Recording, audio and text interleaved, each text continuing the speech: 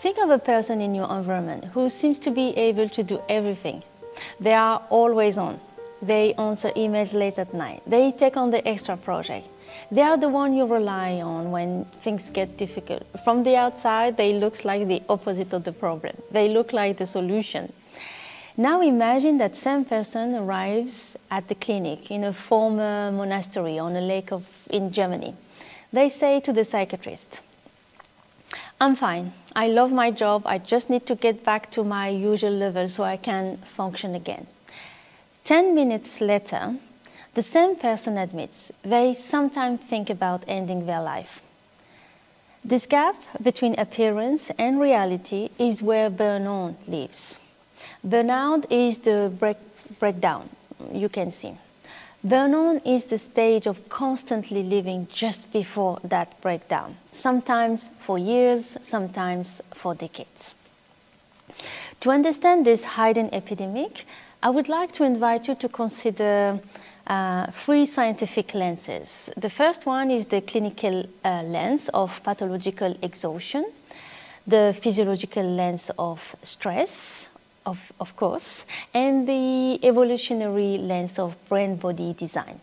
So I'm Dr. Sana Tamnawi, a neuroresilience advisor, and I want to pass on knowledge so you can decode your stress response and strengthen your biological capacity, so you can respond to this turbulent world where we are.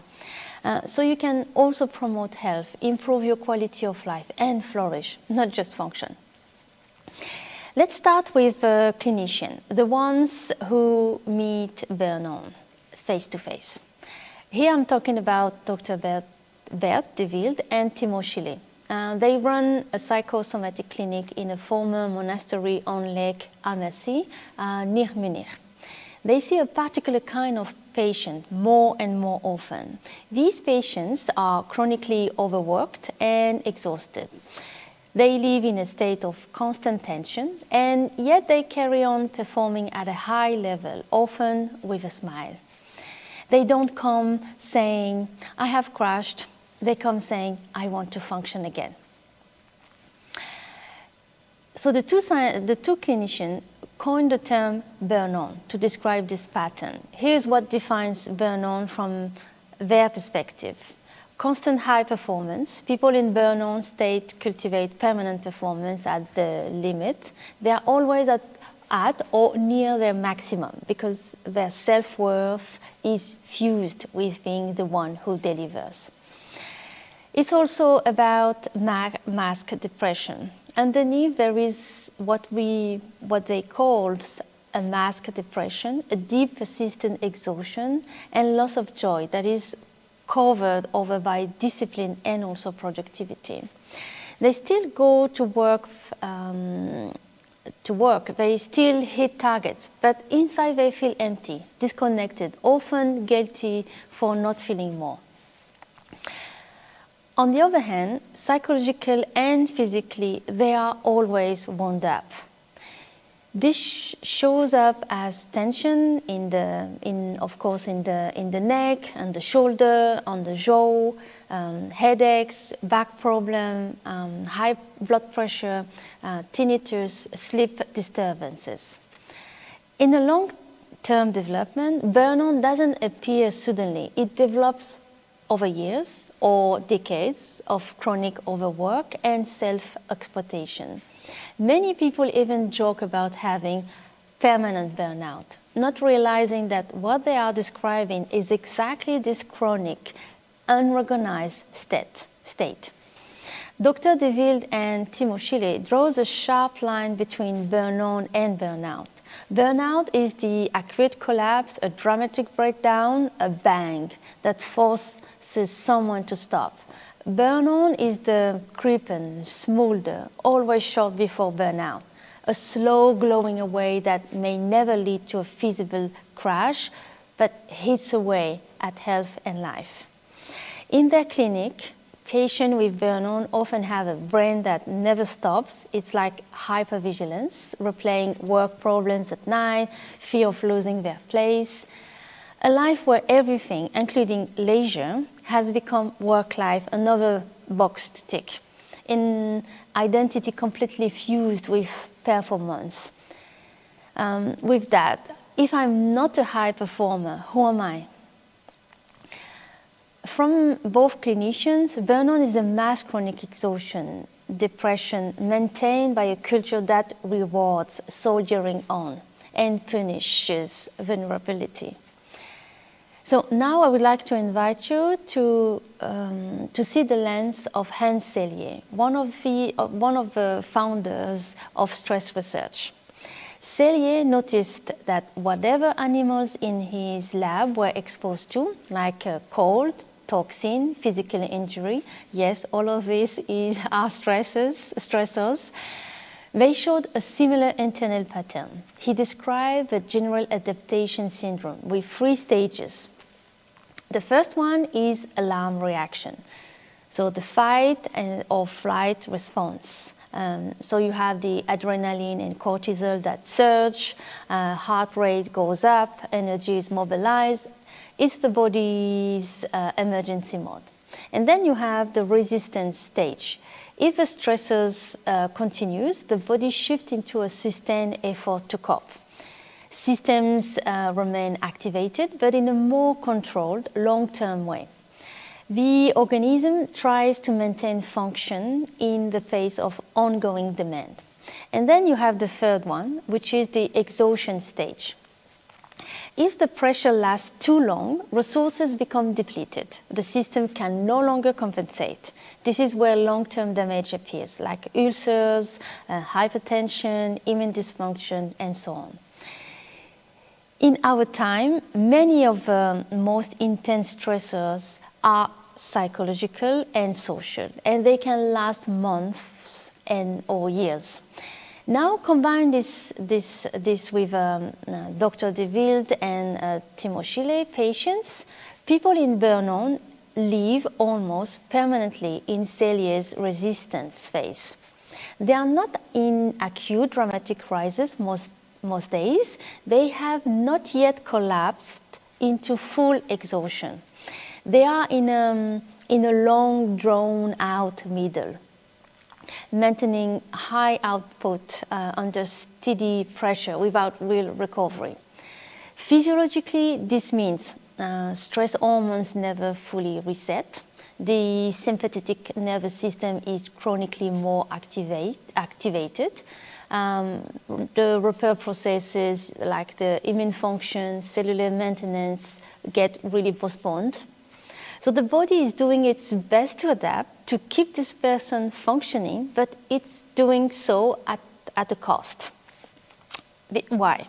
Because the blood pressure rises and stays higher.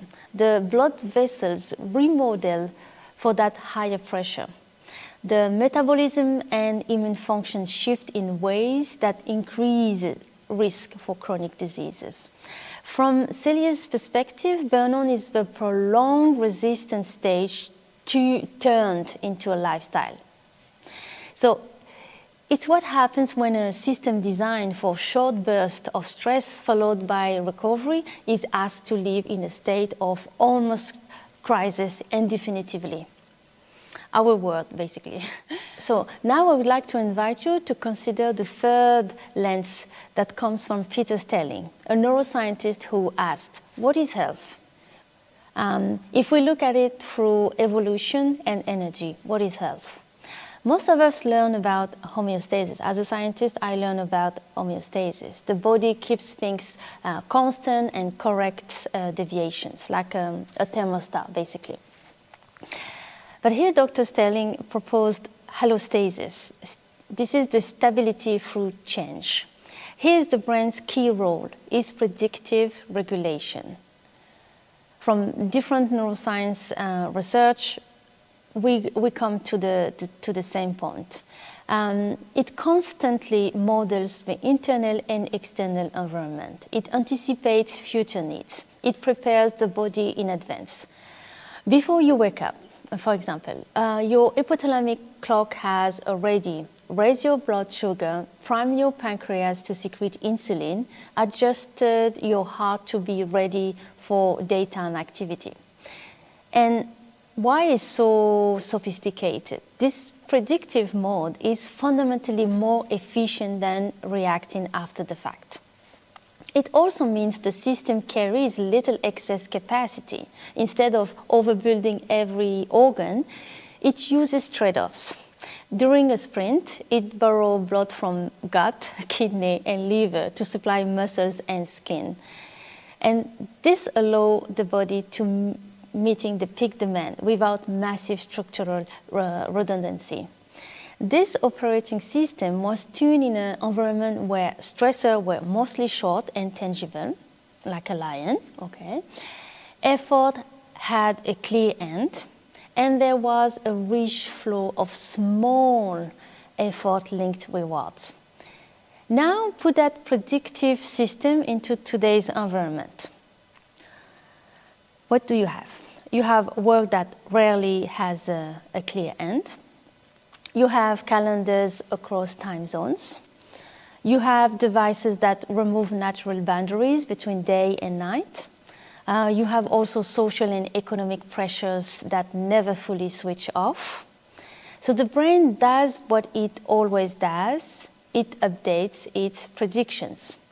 It stops expecting intermittent stress and starts predicting chronic high demand. And this means recalibrating the cardiovascular system for higher average pressure, holding vigilance system closer to on, and lowering the expectation of genuine rest. And at the same time, the reward system is starved of the small varied dopamine pulses it was built for, and flooded with blunt artificial rewards, like processed food, digital hits, substances, and sometimes work itself. Yes, because work can give you a high. From Sterling's point of view, the person in burnout is not a malfunctioning machine. Sorry for the expression machine. They are a well-designed predictive system adapting logically to an environment that keeps saying, you must always be ready. You must always be on. Over time, this adaptation compresses their adaptive range, the ability to move flexibly between effort and recovery. They can still go toward effort. They have almost no access left to true restoration. This is exactly what we see in burnout. Understanding this doesn't magically fix the problem, right? But it changes the starting point from self-blame to curiosity. And I would like to invite you to consider these questions. What is my body trying to adapt to? What prediction is my nervous system making about how safe it is to rest, to say no, to feel? And what would you need to change for me and around me for those predictions to soften? So I'm Dr. Sana Tabnawi, Neuro-Resilience Advisor. If this way of looking at burnout helped you put words to something you have been feeling or seeing in others, please repost this video so the concept of burnout can reach more people, and subscribe if you want to deepen your capacity to read your own stress response, protect your biology, and build a life where you don't just cope, you flourish. So thank you for watching. See you in the next video.